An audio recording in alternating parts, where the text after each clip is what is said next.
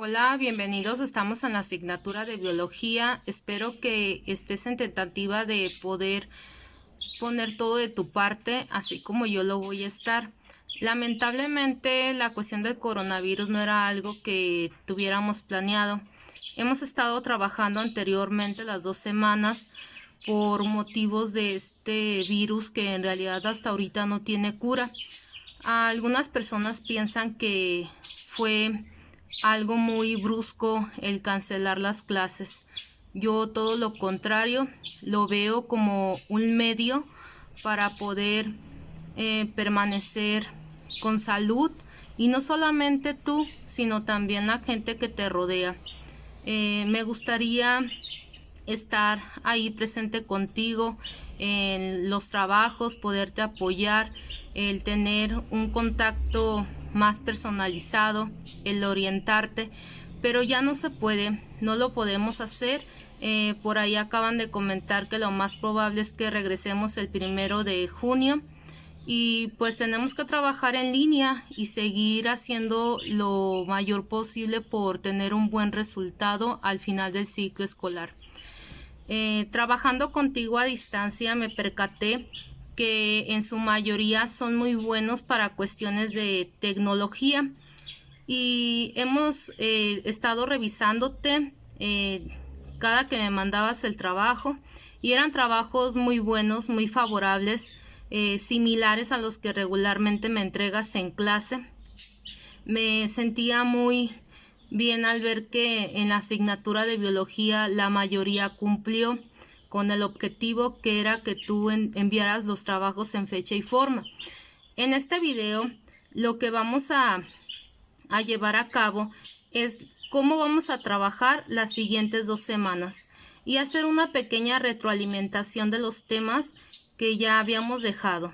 Entonces vamos a iniciar primeramente en la explicación de cómo me vas a enviar los trabajos la siguiente semana. Vamos a trabajar con la plataforma Classroom. Espero que en el tiempo que tengas libre o disponible pudieras estar investigando cómo es trabajar con esta plataforma. La plataforma es muy fácil, es como si estuvieras trabajando con Facebook, con alguna plataforma que ya has estado llevando a cabo. No tiene tanta complicación, entonces yo pienso que para ti no se te va a complicar en absoluto. Vamos a analizar y a retroalimentar los aprendizajes que obtuviste en las 2 semanas. El primero era la biodiversidad. El término biodiversidad se deriva de dos: bio, vida, diversidad, variedad. Recuerda que la biodiversidad es la variedad de la vida en un concepto pues muy fácil que te debiste haber aprendido. Cuando aplicamos el examen la última vez que nos llegamos a ver, pues venía ese concepto muy fácil, lo analizamos, estuvimos como identificando los términos más importantes de la actividad, y por ahí venían algunas imágenes que teníamos que identificar a animales y plantas. ¿Qué tenían en común? Y algunos me contestaban, tienen en común que son seres vivos. Obviamente son seres vivos y por lo tanto forman parte de la biodiversidad. También otro de los temas importantes es que es un ecosistema. Un ecosistema pues está formado por un sinfín de animales. Algunos pudieran ser un ecosistema natural. En un ecosistema natural son aquellos en los que no participa el hombre. Dentro de tu casa habíamos analizado que existían ecosistemas naturales como una planta, el jardín, y también estaban los artificiales. En un artificial alguien comentaba que era una pecera, y estaba obviamente de acuerdo con él. Una pecera es un ecosistema artificial porque el ser humano está participando, está poniendo los animales que él quiere, como él quiere, agrega los factores abióticos que él quiere. Entonces, en realidad no pertenece a un sentido pues natural. En el tema de la importancia ecológica y ética de la biodiversidad, analizábamos qué tanto el hombre es capaz de cuidar a la naturaleza, desde un sentido cultural y social y económico. Cómo el ser humano trata de apoyar al medio ambiente. Recuerda que tú estás en una etapa de crecimiento en la cual deberías de ser capaz de elegir o de empezar a tomar decisiones como cuidar el medio ambiente o apoyar alguna organización. Me ha tocado tener algunos alumnos que han estado participando en algunas organizaciones para cuidar a los animales. Entre ellos, pues regularmente son los perros y gatos. Pero me gustaría que tú lo hicieras de una forma pues voluntaria y no obligatoria. Cuando a una persona se le obliga, pues en realidad no está teniendo esa ética, esa toma de decisión propia.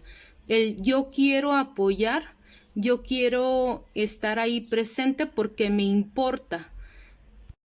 En el tema de hacia el consumo sustentable se llevaba a cabo varios términos, entre ellos el de reutilizar, prevenir, reciclar.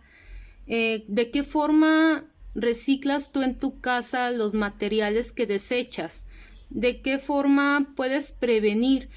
Comentábamos que cuando vas al supermercado, la mayoría de las cosas que deberías de comprar son aquellas que puedan ser desechadas de una manera fácil y en la cual no generes más basura.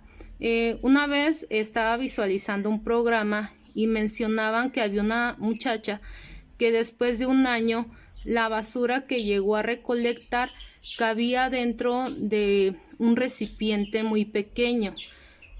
Al estar investigando, llegaron a la conclusión de que ella hacía todo lo posible por consumir productos que pudieran tener un reciclaje adecuado.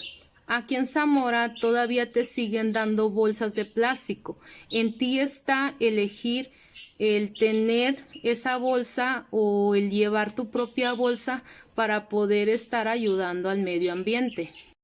En el tema de ética y biodiversidad había una frase muy importante. Los seres humanos vivimos en un espacio que llamamos hogar, pero recuerda que ese hogar también están otros tipos de especies, no solamente está la tuya. Y creo que esa es la parte en la cual el ser humano como que todavía no comprende, que tiene que aprender a compartir, a convivir con las otras especies. Nos hemos estado creyendo la especie más poderosa, que regularmente se nos olvida que hay otras especies que necesitan de nosotros, que necesitan de nuestro cuidado, y no del cuidado de tenerlos domesticados, sino del cuidado de prevenir que todas esas personas que tratan de hacer cosas dañinas para ellos, pues no consumirlas. Por ejemplo, dejando de ir al circo, dejando de ir al zoológico, dejando de comprar animales que están en peligro de extinción, o simplemente dejar de estar comprando perritos de raza. Recuerda que hay un montón de animales como que no son de raza y son perritos que están ahí en la calle y que tú puedes llegar a adoptar. Otro de los temas que también venía ahí era que la abeja estaba en peligro de extinción. Recuerda que uno de los animales que más apoyan o que más ayudan a la polinización son las abejas. Entonces hay que tratar de cuidarlas, de apoyar el cuidado que se tiene. Muchas veces se está manejando las especies en peligro de extinción con tener esa remuneración monetaria antes que el cuidado a ellas. Es por eso que nosotros las hemos estado como acabando, el estar consumiendo tanta miel, el estar poniendo plaguicidas, el estarlas matando. Cuando llegas a un puesto de fruta y hay muchas abejas, yo he visto gente que las aplasta o que las mata, y en realidad la abeja ni siquiera ha estado ahí como haciéndole daño a esa persona, simplemente las matan por matar, y creo que esa parte deberíamos de cambiarla. En el tema de la importancia estética y cultural de la biodiversidad, abordamos cómo México desde tiempos remotos ha tenido como esta identificación o esta cercanía con la naturaleza. Si recuerdas a los prehispánicos, regularmente hasta su sistema de curación, que es la herbolaria, ellos tenían un montón de cualidades y conocimientos acerca de su cuidado a su persona, y la mayoría de las cosas que implementaban eran de forma natural, eran plantas, hierbas que llegaban a recolectar para poder curarse. Y no solamente eso, sino que también estuvieron experimentando y pudieron llegar a obtener un montón de recetas culinarias que han estado, pues, la verdad, muy sofisticadas, y que tienen un montón de cosas que se le llegan a poner para poder tener ese tipo de alimentación. No sé si alguien en tu casa ha elaborado mole, pero para elaborar el mole necesitas un montón de cosas y tiene su chiste hacer el mole. Y aquí en México, pues ese tipo de recetas ancestrales las seguimos llevando a cabo. También en cómo llegamos a utilizar el cultivo, o cómo llegamos a estar llevando una milpa. Y en eso era lo del maíz. En el maíz podemos percatarnos que tenemos una gran variedad de ellos y que los podemos estar como hasta adecuando a la conveniencia de lo que se quiere comer. Por ejemplo,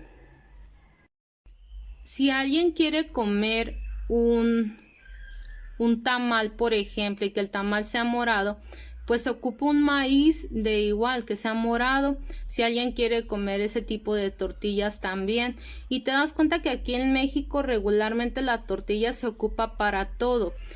Por ahí en Facebook han sacado mucho los memes refiriendo a que de forma ecológica aquí en México utilizamos la tortilla, porque la tortilla sustituye pues a los utensilios, a la cuchara, al tenedor, y tienen toda la razón. La mayoría de los alimentos que llegamos a consumir aquí en México pues tienen tortilla como tal, y el maíz es fundamental en nuestra cultura y se sigue llevando a cabo.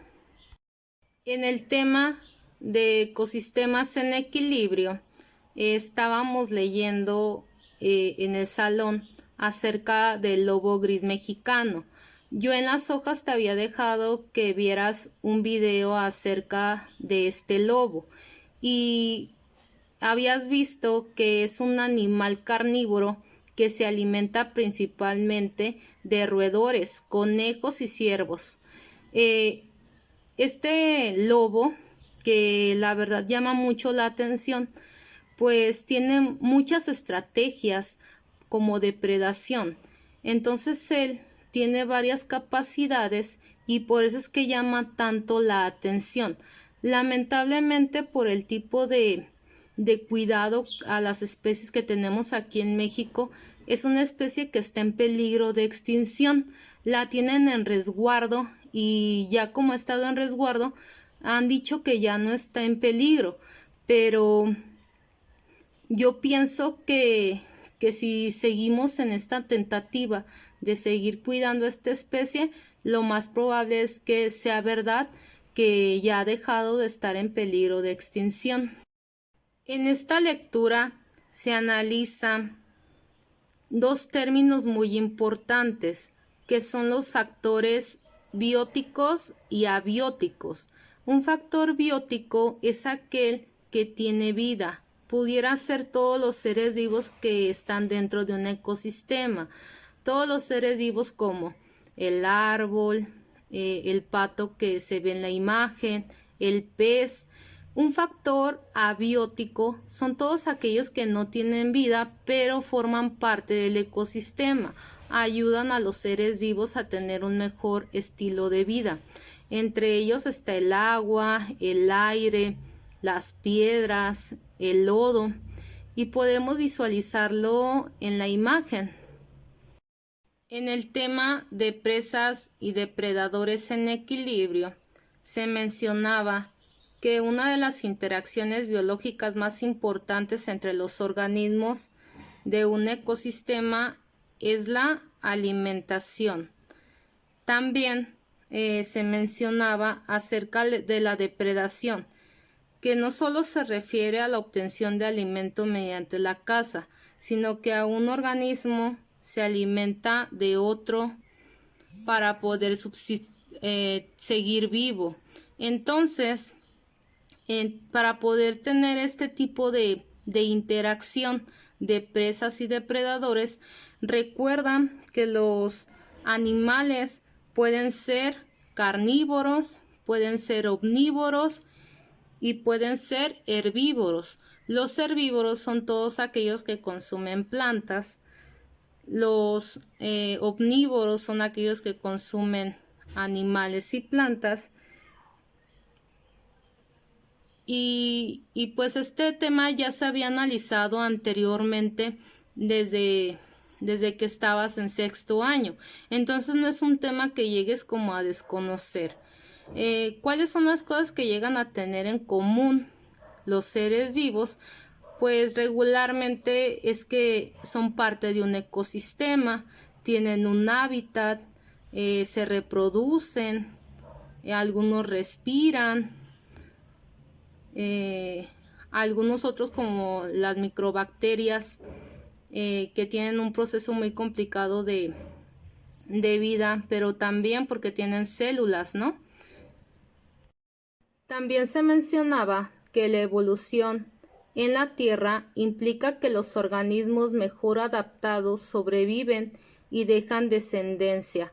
Podemos observar que en los depredadores se muestran adaptaciones para cazar y en las presas adaptaciones para huir.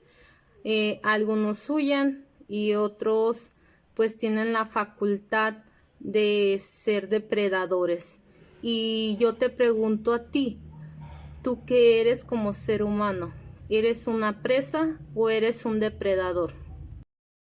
Recuerda también que la depredación no es perjudicial para la población de la presa. Por el contrario, funciona como un método natural de control para eliminar a los individuos enfermos, débiles o menos dotados para defenderse. A veces necesitan de un depredador para poder regular la sobrepoblación que existe de una especie.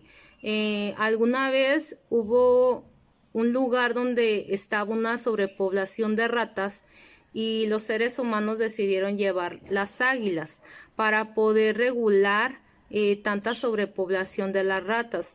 Lamentablemente no pudieron manipular bien cómo tenían a las águilas, y estas, al estar acabando con las ratas, decidieron también como acabar con todos los demás animales que pudieran ser devorados por ellas, entre ellos los conejos, algunos otros animales que habitaban ahí, y pues fue perjudicial para ese lugar el que llevaran las águilas, y en vez de ser un beneficio fue algo pues malo. Pues me dio gusto estar aquí dialogando un poquito yo sola, el estar explicando el tema. Espero seguir explicando los demás, que me llegues a entender. Vamos a ver los temas que te había mencionado, que eran muy importantes, donde teníamos que tener un carácter un poquito ya más maduro, que tiene que ver con cuestiones de sexualidad, donde tú ya estás dejando de ser un niño, empiezas a tener tomas de decisiones importantes, entre ellas tu sexualidad. Tenemos unos tiempos completamente diferentes en los cuales la sexualidad se está experimentando en etapas más tempranas. Por lo tanto, tenemos que ver este tipo de temas como si fuera de forma natural, de una forma informativa y no de esa forma morbosa en la cual estamos adaptados como mexicanos a estar viendo este tipo de temas. A mí me da mucho gusto por lo menos tener este tipo de plática contigo de forma virtual.